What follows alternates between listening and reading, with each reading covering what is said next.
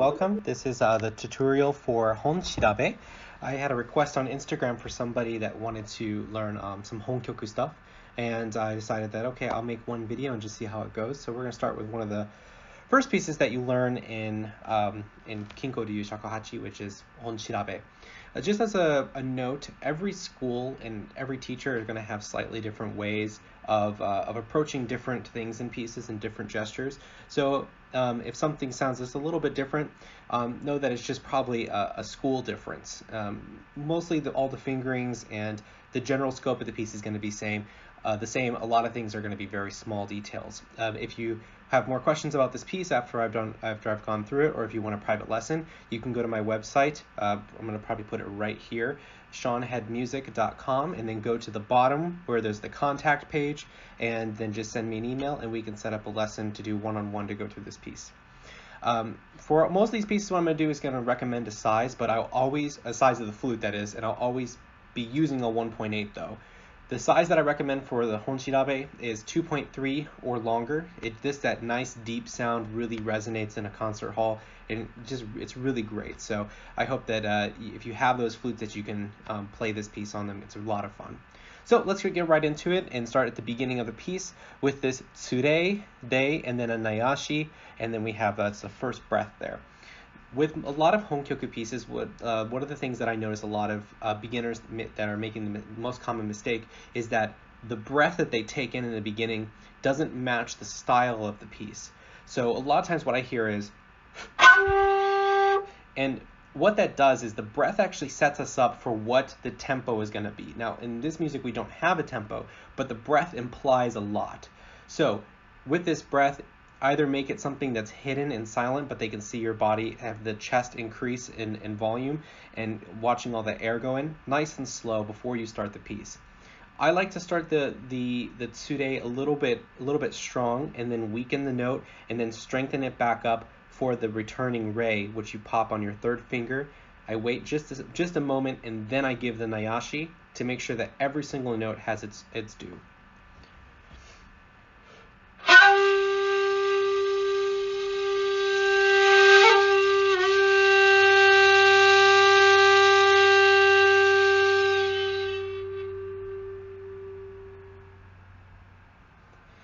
And notice that with a lot of this honkyoku stuff, especially Honshirabe, every single phrase should really die off right into nothing. Let the silence also have a moment after you finish that phrase. So then we have our breath mark, and then we have the u fingering, which is going to be hole 1 and hole 2 is closed, 3 is open, 4 and 5 are closed. And you're going to be in a slight medi position with the head down, so that way that the A flat is really in tune. Traditionally, this A flat would actually be a quarter tone, so it'd be a little bit even flatter than the A flat. For this first one, I like to, this note right here, I like to add a little bit of muraiki, which is that breathy sound, and then repeat, and then get rid of it, and then I repeat with the fourth, nayashi, then I'm going to dip down medi, do a little coil, and then end on a medi position, which will be the same pitch as a G. So here's the second one.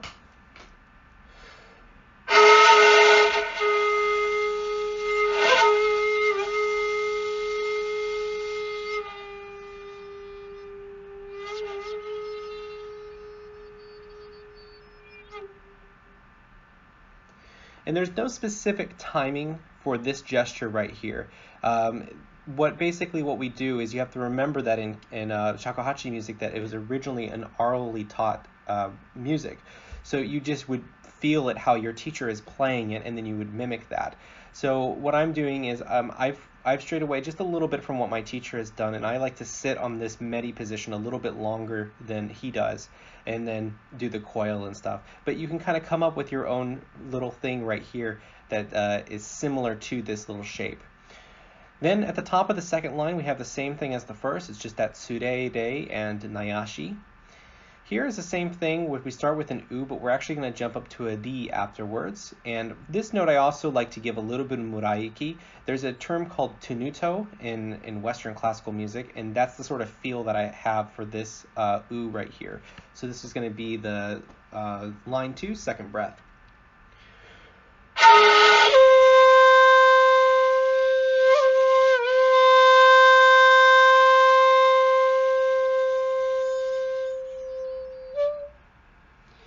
And that last note should really, really be soft. It's going to be the bridge between lines 2 and line 3. So the phrase is going to continue in to line 3. And with the ri, I'm going to be popping the 5th hole on the back here. And then with the nayashi for the, I tend to use the fourth hole, and I shade with my first finger or my index finger to get that note, so it really gets down to that B flat and get a full whole step nayashi there. So let's go into line 3, which you're going to have starting with an U, and you can start this U with a pop if you like. Some people don't. And then you dip down to that medi position, getting that G, coming back up. Make sure you return to the position of U. Make sure the head comes back up. A lot of people forget that. And you're going to pop 4 there.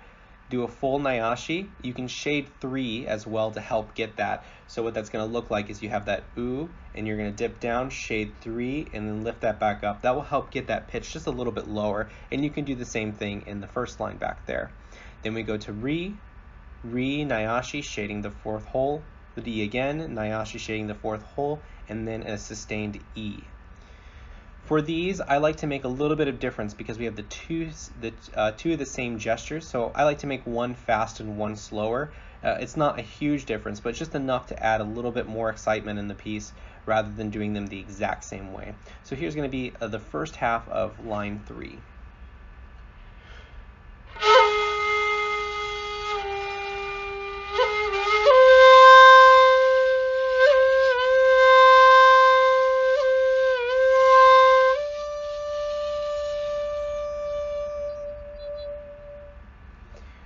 I always think of E as a very soft note. It doesn't have to be tight and forward because that's what ro gives us. So I recommend keeping that difference between the two. The following we have a haro, which is ha at the fingering is going to be 3 and 4 covered, and you're going to be in the medi position. The pitch is actually the same as the D. So a good way to check is by playing the D.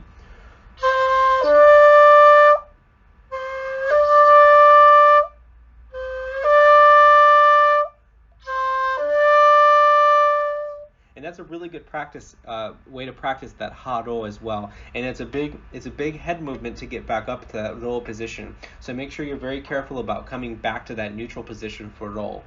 Then we have ro, and here's where another place where some schools differ. Some schools for repeating ro will pop the first hole. Other schools will pop the second hole. For me, I'm going to be popping the second hole for ro.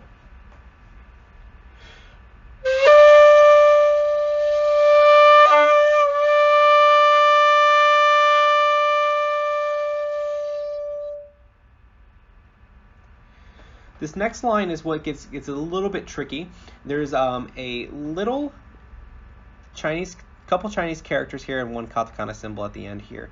And what this means right here is it means scratch 1. And really what it is it's a flick on the bottom hole. So in this one we're starting also, this is the next section of music. We're going to be starting in kan, which is the second octave of the shakuhachi. So we're going to have a tsure. Then we're going to scratch 1 by taking the finger and flicking it across the first hole. Then we're going to do a chi medi, which is going to be a half hole on the third hole of the instrument, leaving the bottom hand open. And then we're going to dip down into medi position to go to a G. Then we're going to come back up. Here you can pop 4, or you can just come back up without a rearticulation. And then you're going to do a special fingering called ru, which is going to be that chi medi with the first finger covering the second hole, and that's going to give you the ru pitch, which is the same as they. So one more time, we're going to be in the kan position, tsure, scratch 1, u medi, dip down for medi, for dai medi, come back up, medi, and then cover the second hole for ru.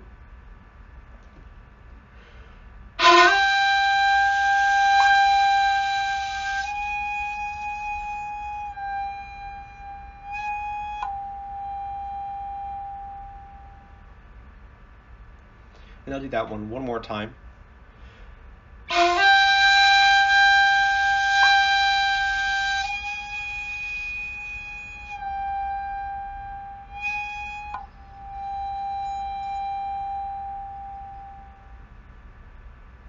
The second half of this line, we're going to go back into otsu for just a moment. So this little character here, otsu, that means the lower octave. Right here as well, we have it in the beginning, showing us that we're going to be in the lower octave.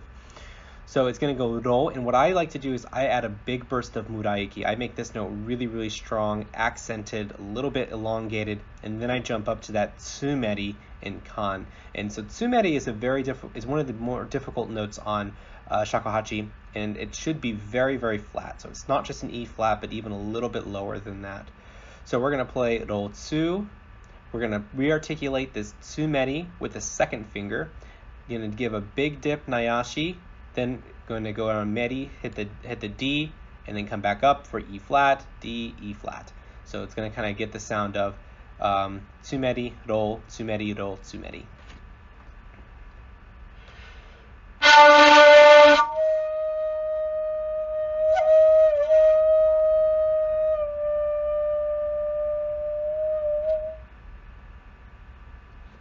Okay, and going up to the next line, we've seen this before, this haro, ro, nayashi, ro, ri. And this ri is actually going to go back down into the otsu register, so it's not going to be a hi in kan.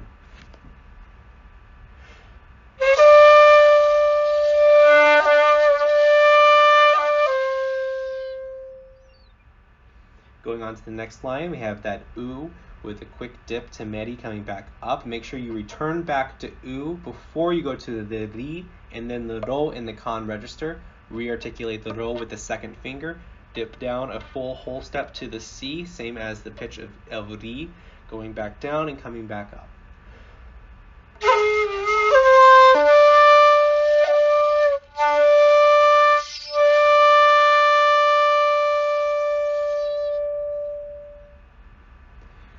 Our next phrase here is going to be an elongated tsure in the kan octave, and it's going to be held out pretty long. It's to start strong, get quieter, quieter, and quieter, and right at the end you're going to have this really, really short chi, and it's going to be in the regular position. It is not chi meri, so make sure it's a full A natural at the top there.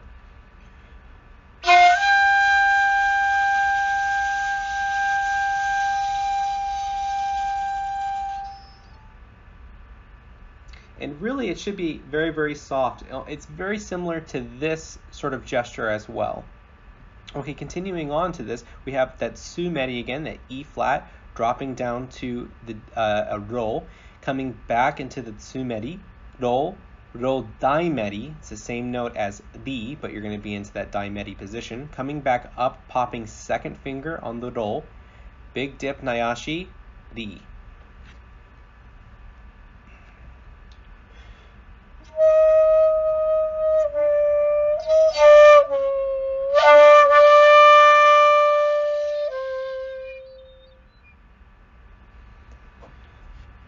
We'll do that one more time. So tsu, dipping down to meri position, coming back up, popping 2 for tsu, ro, dropping to daimeri ro, which is the same as C or ri, coming back up to ro, nayashi, ri.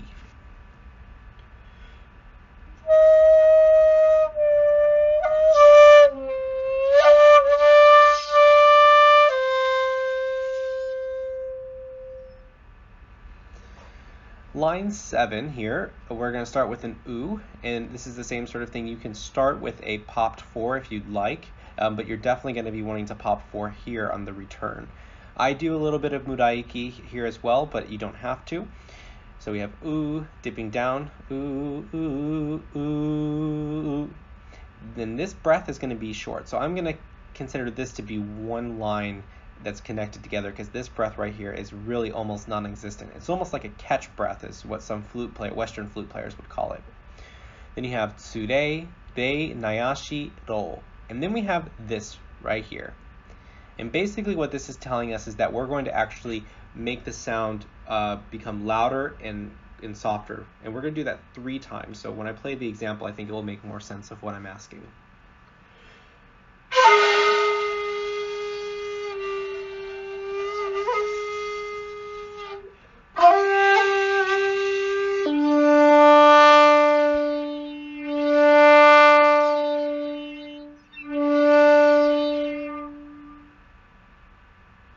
We'll do it one more time.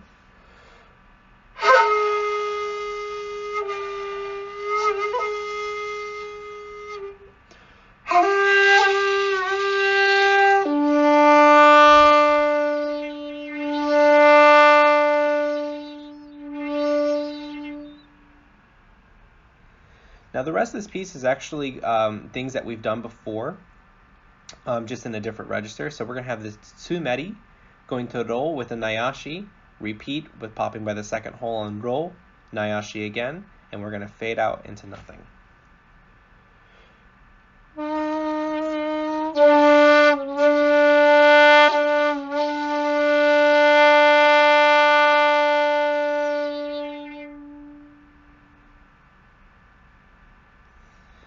Here we have the opening of the piece, that tsure re nayashi. Then we have a roll daimeri, which is going to be that C natural, really, really big dip onto the in the otsu position. This is one of the more difficult notes on shakuhachi as well. And then we're going to repeat that with a second finger, popping the second hole.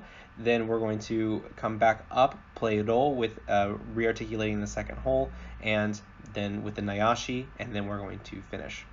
So here is the last line of music for Honshirabe.